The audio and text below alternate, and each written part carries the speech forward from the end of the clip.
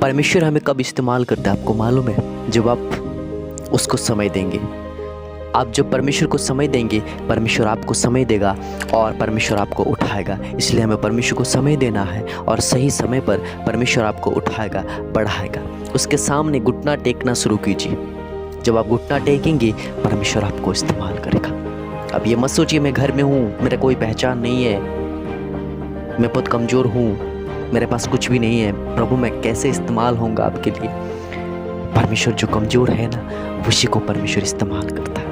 वचन बोलता है मैं उसके लिए आया जो कमज़ोर है, जो गिरा हुआ है, उसको उठा के मैं पढ़ाऊंगा और उस ज्ञानी आदमियों को मैं दिखाऊंगा।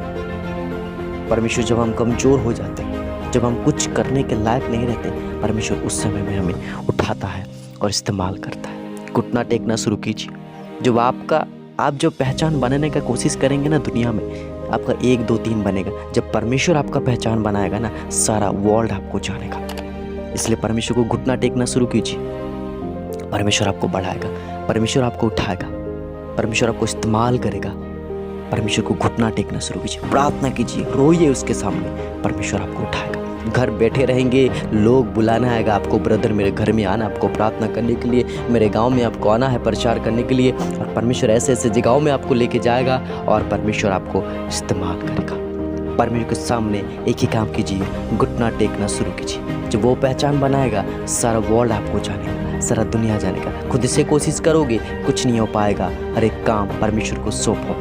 खुद उठने का कोशिश करोगे, उठोगे, गिर जाओगे। परमेश्वर उठाएगा, जिंदगी भर नहीं गिरोगे। इसलिए हर एक काम उसको सौंपो और पूरे दिल से घुटना टेक कर उसकी सेवा में आगे बढ़ो। परमेश्वर सही समय आपको उठाएगा। एक गवाही देता हूँ। एक आदमी था अमेरिका का, वो मिनिस्ट्री करने के लिए आया था एक गाँव में। और वो गांव में जो वो मिनिस्ट्री करता था, एक चर्च जब वो बनाया, वो चर्च में कोई नहीं आता था, बस एक बच्चा आता था, संडे स्कूल सीखता था। बहुत दिन, वो 10 साल 20 साल वो मिनिस्ट्री किया। कोई लोग वहाँ पे नहीं है चर्च पे, बस एक ही बच्चा आता था। वो बच्चा सीखता था, जाता था। और 10 साल 15 साल वो मिनिस्ट्री किया और सोचा आज मैं यहाँ पे 10 साल मिनिस्ट्री किया, 15 साल मिनिस्ट्री किया, लेकिन यहाँ पे एक ही बच्चा आ रहा है, मैं मिनिस्ट्री नहीं करूँगा, मैं छोड़ दूँगा। और वो 10-15 साल मिनिस्ट्री किया और वो अपना गांव चला गया।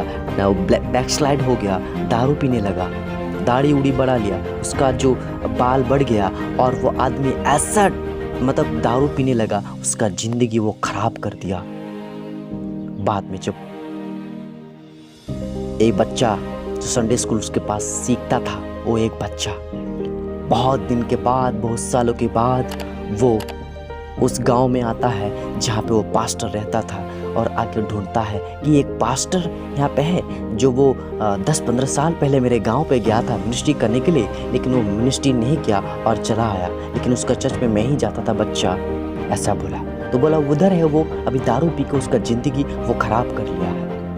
उसके बाद ये जब जाता है बड़े होकर और उस पास्टर को बोलता है, पास्टर जी अब ये आपका हालत कैसे बना लिया है? तो ये बोलता है मैं वहाँ पे मिनिस्ट्री किया, लेकिन वहाँ पे कोई नहीं आया, एक ही बच्चा आता था, पता नहीं वो बच्चा अभी कहाँ है। तब ये बच्चा बड़ा हो जाता है और बोलता है कि जो जगह पे आप मिनिस्ट्री करने के लिए गया था ना, वो जगह का एक बच्चा जो आता था ना, वो बच्चा मैं ही हूँ और मैं एक बहुत बड़ा पास्टर हूँ अभी, और मेरे चर्च में अभी 10,000 20,000 लोग आते हैं, वही बच्चा मैं हूँ। देखिए वो एक बच्चे को जब वो आदमी प्रचार कर रहा था ना, वो एक बच्चे के द्वारा परमेश्वर आज 10-20 हज़ार लोगों को लाया। इसलिए कभी भी मत सोचिए कि चलो मेरे चर्च में एक आदमी आता है मैं मिनिस्ट्री नहीं करूँगा। नहीं, वो एक आदमी से प्रभु आपको 1 लाख लोग देगा। इसलिए छोटे से में जो विश्वासी रहता है ना, परमेश्वर को बढ़ा देता है। इसलिए छोटा से छोटा काम परमेश्वर अगर आपको देता है ना, उसमें कीजिए,